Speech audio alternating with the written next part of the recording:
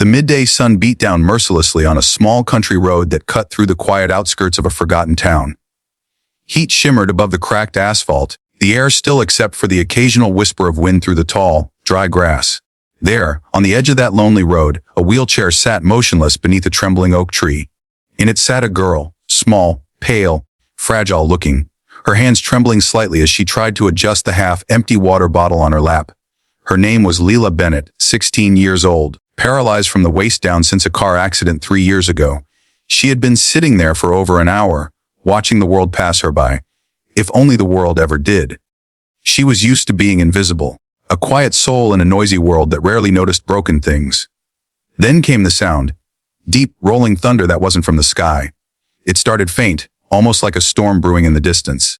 But it grew louder, heavier, until the ground beneath her wheelchair began to hum. A single motorcycle appeared from around the bend, a massive Harley, black and chrome, with the unmistakable insignia of the HELLS Angels painted across the back of the rider's vest. The biker slowed down as the engine coughed, sputtered, and finally died right in front of her. The man dismounted, tall, broad-shouldered, with a beard streaked with gray and arms covered in faded tattoos. Sweat rolled down his temples as he cursed under his breath, kicking the tire in frustration. He looked lost, exhausted, and broken in ways that mirrored her own. If you believe in kindness, second chances, and the power of simple good deeds, please take a moment to like, comment, share, and subscribe to Everyday Heroes. Your support helps us spread real stories that remind the world goodness still exists. Leila watched the man struggle with the bike. She could tell from the slump of his shoulders that he hadn't had a good day. Maybe not even a good year.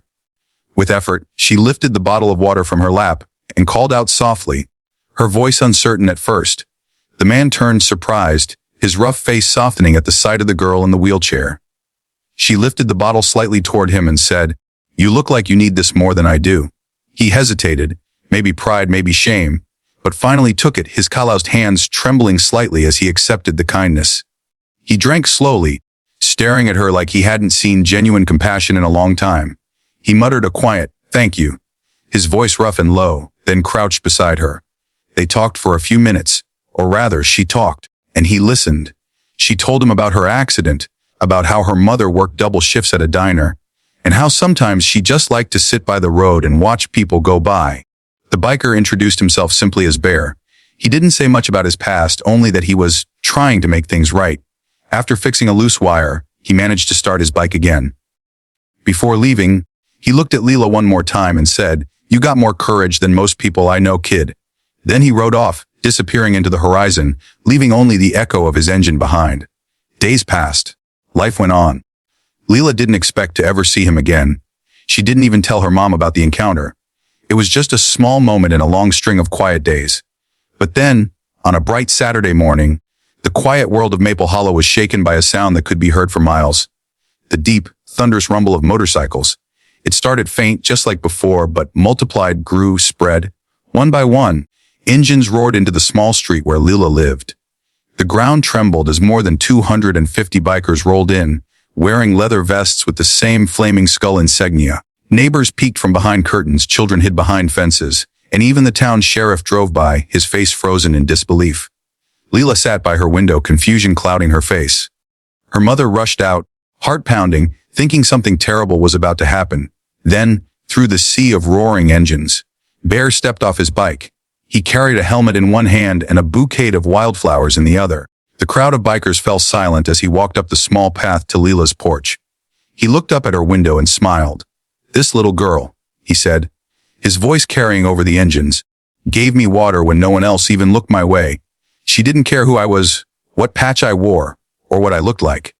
She just cared." He turned to the sea of bikers behind him. "And that kind of heart deserves to be honored." Then the unexpected happened. One by one, the bikers removed their helmets and started placing gifts on the porch. Flowers, teddy bears, donations, even a custom wheelchair with red flames painted along the sides. Leila's mother wept openly, overwhelmed by the sight. Bear handed Leila a small pendant shaped like an angel wing. "For your courage," he said quietly. "You reminded me that even the toughest of us still need a little kindness." Leila couldn't stop crying, not because of pity or surprise, but because, for the first time in years, she felt seen. Not as a girl in a wheelchair, not as a broken soul, but as someone who mattered. The roar of the motorcycles became music, a wild, powerful symphony of gratitude echoing through the small town.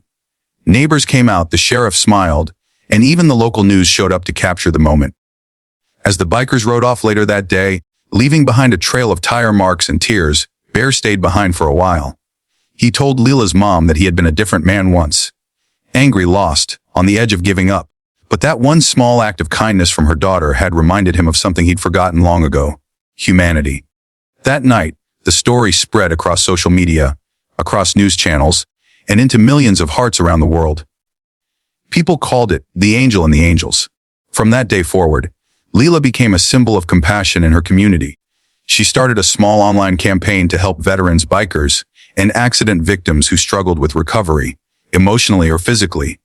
Bear and his biker brothers supported her every step of the way. Once a month, they would ride into town, their engines like thunder announcing that kindness was coming again. The sound that once frightened her neighbors became the sound of hope. And as the sun set one evening, Bear visited her again, placing a gentle hand on her shoulder.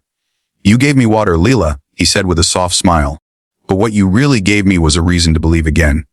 If this story touched your heart, if you believe that even the smallest act of kindness can ripple into something powerful, please like, share, and comment below. Tell us what you would have done if you were in Leela's place. And don't forget to subscribe to Everyday Heroes to keep spreading light in a world that desperately needs it. Comment below with one act of kindness that changed your life or someone else's. Your story might inspire the next everyday hero.